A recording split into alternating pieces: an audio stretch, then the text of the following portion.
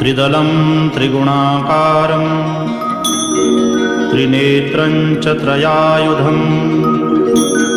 त्रिजन्मपापसंहारम् एकबिल्वं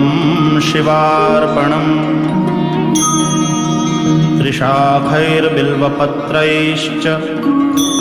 ह्यच्छिद्रैः कोमलैः शुभैः शिवपूजां करिष्यामि ह्येकबिल्वं शिवार्पणम् अखण्डबिल्वपत्रेण पूजिते नन्दिकेश्वरे शुध्यन्ति सर्वपापेभ्यो ह्येकबिल्वं शिवार्पणम् शालिग्रामशिलामेकां विप्राणां जातु